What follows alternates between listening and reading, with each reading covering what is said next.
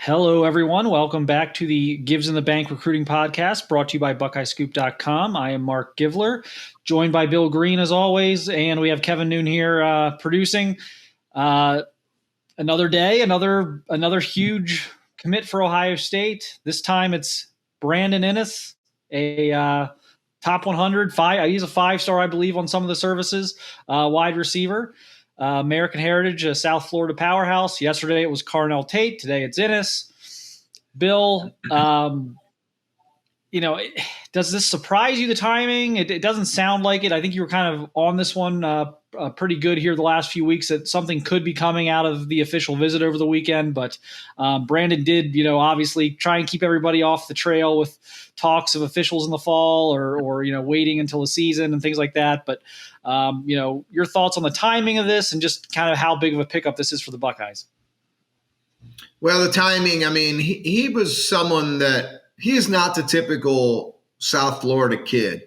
He was committed to Oklahoma at one time, and had Oklahoma stayed Oklahoma, he would have went there with no bullcrap visits, Twitter, all that stuff. There wouldn't have been any of that. He would have stayed at Oklahoma and been done. But Oklahoma blew up. That whole crew went out to USC, and he looked at USC, visited out there, and just too far from home, and it just didn't sit right with him the way all that went down with Lincoln Riley, heading west. So they were eliminated quickly in the proceeding, and you saw all the crystal balls stayed for USC, and he just was not going to go there. Okay, Alabama was, I guess, a threat. He took that official visit with his eyes open, and to Ohio State's credit, and specifically Brian Hartline and Ryan Day and Corey Dennis, he stayed with Ohio State, and they were pretty much the choice, I would say, going back to March. And I think I wrote back in March that Tate and Innis were both, going to be Buckeyes. And, Brandon, as I say, is not the typical South Florida kid. He's very loyal, and I don't think there will be any visits or drama or Twitter droppings. I think Brandon Innis will sign with Ohio State at the earliest possible time. And, we talked about Tate yesterday in terms of what he brings to the table. What do you see from Innis? Because I think they're two pretty different players, but just kind of where do you see Innis fitting in and kind of what his strengths are? Vastly different players. I thought that, Tate was an easy comparison. And I think, we had mentioned Olave, Wilson, and Jackson Smith-Njigba among us. Brandon is kind of a one-of-a-kind guy, and I love him. I've seen him since he was in the 8th grade. Started varsity as an 8th grader for one of the top programs in America. He is a producer, okay? He is not a measurable guy. He's strong. He's so hard to guard. You almost have to put a linebacker on him, but a linebacker can't stay with his foot speed and quickness. And then you put like the traditional corner on him, he's just going to overpower that dude. He's like a center in the post in basketball and too physical for the typical corner. And then you put a safety on him, and can a safety stay with the foot speed, the quickness? The route running is unbelievable. Those routes are to perfection. If it's 7 yards out and then a cut, he's going to run it at 7, not 8, not 6. He will catch everything. The catch radius is amazing because it's really from 2 feet above his head to 2 feet below his waist. Below his knees. He will catch everything. So he's a unique player. He's not a guy that you can really compare someone to. So I don't know. I kind of hesitate to come up with a comparison just because he's kind of a one-of-a-kind guy. And, I love him as a player. He's a leader, a winner. He's so tough, physical. He's just got so much going for him, but he's just not someone you're going to compare to other receivers we've seen at Ohio State recently. He can play inside or outside, very versatile. And I just think he's a welcome addition to any football team in America. He's really special. Yeah, he's quite a bit different than the other guys in this class. Tate and Bryson Rodgers are taller, kind of lankier, longer guys, and they can all kind of play everywhere. But he's got a much different build to him, and I'm having trouble, kind of like you. I'm having a little bit of trouble thinking of an Ohio State comparison. I don't know that there's a good one. I mean, if I had to, I guess I would say Smith and Jigba, just because I think measurables wise, there's some similarities there. They're similar size. Neither one of them are 4'4", 40 guys coming out of high school. We'll see what Coach Mick's program does, though. He shaved a couple tenths off of Garrett Wilson, so we'll see what happens there. But they're more with quickness, precision. But yeah, I don't know that it's a great comparison, but it's probably the closest one. I do think Brandon's going to play in the slot at Ohio State. The thing I mentioned yesterday about Tate, that if there's one area he's going to have to get better at before he can play at Ohio State, I felt he's going to have to fill out a little bit. That's not the case with Innis. I look at Innis as someone who actually can come right in. If you put him on a college football field today, he would not get overpowered. He's got a very, very strong build, really strong kid, tough to match up with in the middle of the field there, as you mentioned, just because he's gonna out-muscle any defensive back in those kind of short area battles. So he's hard to guard, great hands, great intangibles. Works very hard at his game. Very, very, he likes to have fun, with the interviews and things like that. But he's very serious about football, and so I think it's a great fit as well. And I think he fits in with what they already have in this class. I think all three of those guys could play together. Again, they've all got some experience in the slot, but I think Innis probably in the slot. And then you look at someone like Tate, who's probably, again, more an Olave, get maybe even a little bit of Garrett Wilson in him. And then you look at someone like Rodgers, who can play in the slot, but I also see kind of more of like a Marvin Harrison type of build there. He's kind of a taller, lankier guy. So, a little bit of everything now for Hartline. Noah Rodgers now becomes the big target left. I think that's how they'd like to finish this if they can. Obviously did not make his official visit over the weekend. Flight issues. There was something like almost 2,000 flights were canceled or something on Thursday and Friday. So apparently got wrapped up in that.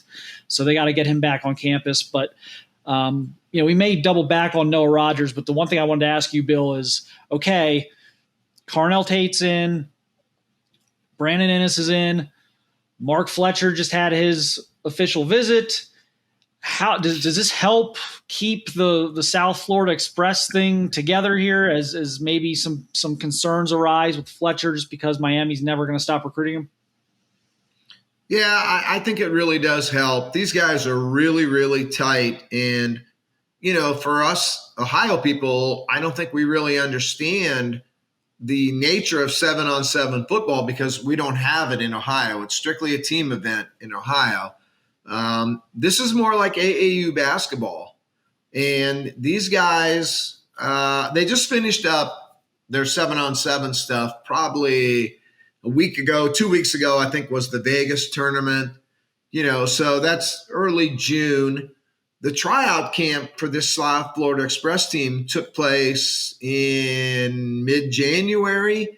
So these guys spend as much time together as they do with their high school football team.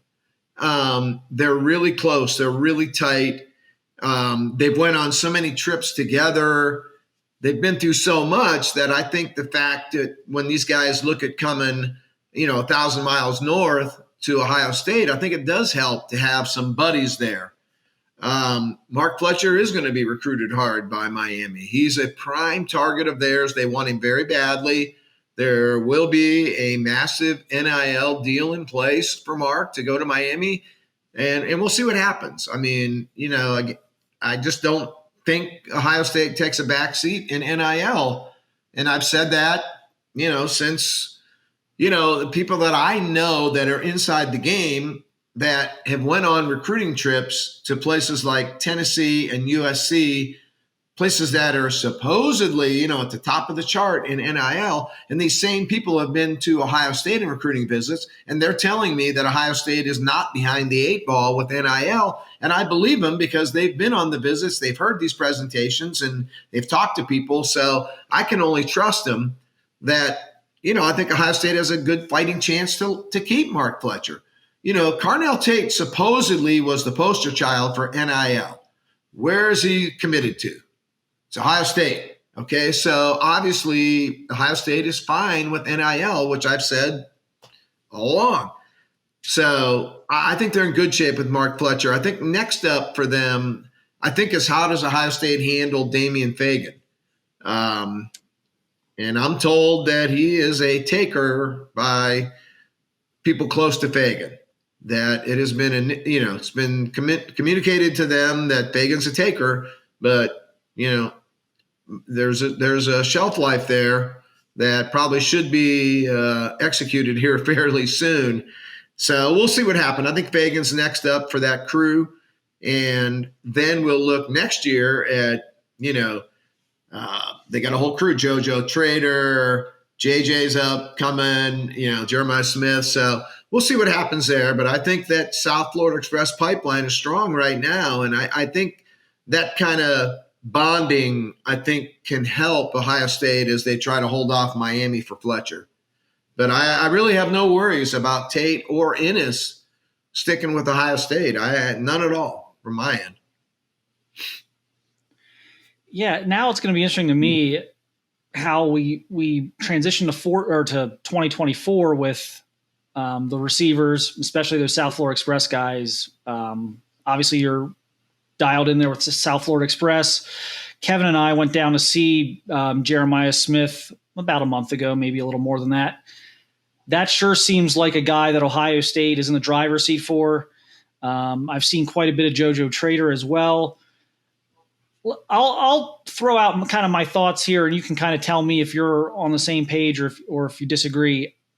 I think Smith is kind of, I don't say in the bag, but I think it's going to be very difficult for anyone to overtake Ohio State for Smith. I think Trader is going to be more of the traditional South Florida recruitment that could kind of be a roller coaster. Is that how you see it, or do you kind of how do you see those two kind of playing out, I guess, over the next 12 months? Yeah, no, I'm with you all the way there. And JJ Smith could commit tonight, and it wouldn't surprise me. And, like I've said many times, I'm never not really going to be the when guy. I try not to get too involved in when, but I like to know more, they in or out. And, I've got JJ Smith in. I've had him in for a while. I think he wanted to commit maybe 2 or 3 months ago, and he was kind of talked out of it by his people close to him. They kind of think he should they want to at least get through the summer, take some visits, see some other places. But, his heart's at Ohio State. I don't see any way that changes. I know the people that are around him very well. They are very much sold on Ohio State. That's not a problem. They just felt it was a little too soon for him to make a commitment. It's not that they don't want him at Ohio State at all. And then, so I have him in. If I was doing my yes, no, maybe class for 2024, JJ Smith would be absolutely in 100%. And I don't see it changing. JoJo Trader, I think he should be a corner. And I don't think he sees it that way. And, I just think he's such an amazing skill set for corner, but a heck of a wide receiver too. And I just think having, Carnell and Brandon and JJ there are going to be such a comfort level for him. And I think that would mean more than some other school saying, look, when are you going to play at Ohio State? We can get you on the field tomorrow. He alternated with those guys in 7-on-7. He was totally cool with it.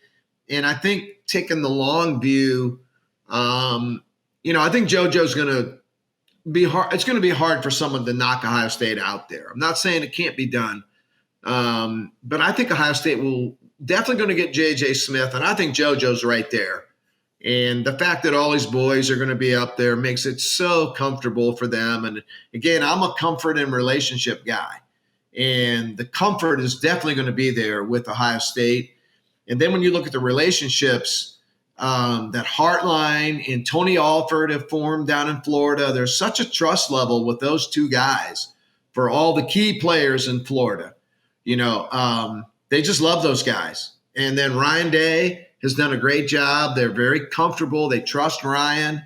Ohio State is going to be tough to beat, for that crew. So we'll see what happens going forward. There's a long way to go, obviously. Long way to go for 2023 before we start, digging into 2024. But I have J.J. Smith coming to Ohio State, and I have JoJo Trader is going to be hard for anyone to knock Ohio State out there. Well, that would be something. They're in on some other guys as well already in 24. We just saw Tyseer Denmark out of Philly this past week at the 7-on-7. He was tremendous. Another guy like Trader, who I think would be a phenomenal corner if he wanted to be as well. So it'll be interesting. One thing we know for sure, Brian Hartline will have Ohio State in the mix for pretty much all the guys he wants to be in the mix for, and it'll be fun following a wide receiver recruiting once again in 24. So 3/4 of the way done here, if assuming nothing weird happens with the 3 commits. Still looking for one more. Noah Rodgers, probably plan A there.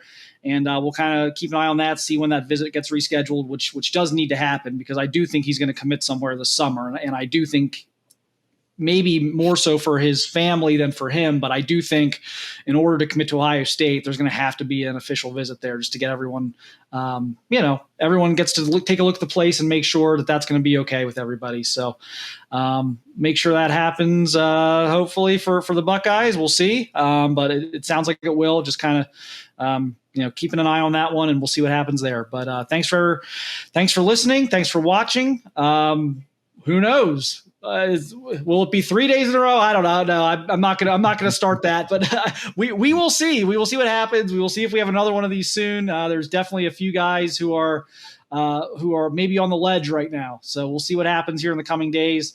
But again, thanks everyone for listening and watching. We will catch you later.